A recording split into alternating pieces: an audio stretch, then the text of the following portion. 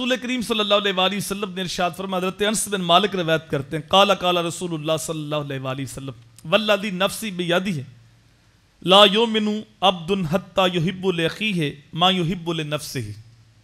میرے حضور نے ارشاد فرمایا کہ مجھے قسم ہے اس رب کی جس کے قبضہ قدرت میں محمد کی جان ہے، اتنی دیر تک کوئی مومن نہیں ہو سکتا یہاں تک کہ اپنے بھائی کے لیے وہ چیز پسند نہ کرے جو اپنے لیے پسند کرتا۔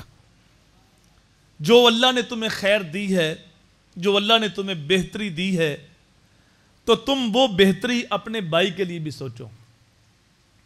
اگر مجھے اللہ نے تندرستی جیسی نعمت دی ہے تو میرا دوسرا بھائی بیمار ہے تو اس کے پاس علاج کے لیے پیسے نہیں ہے، تو میرا حق بنتا ہے کہ میں اس کا علاج کرا کے اس کے لیے بھی تندرستی کے لیے سامان پیدا کروں۔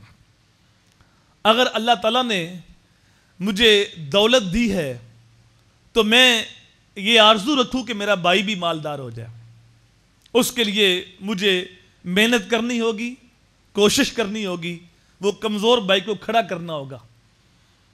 وہ کسی شخص کو پوچھا گیا جو کروڑ پتی تھا کہ تو کروڑ پتی کیسے ہوا؟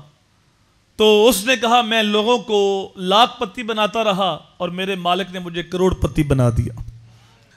تو جو تم بانٹتے ہو اللہ تمہیں وہ عطا کرتا ہے۔ اگر تم اپنے بھائی کی بہتری سوچو گے اور اس کو سٹینڈ کرنے کی کوشش کرو گے تو میرا مالک تمہیں اور عروج عطا فرمائے گا۔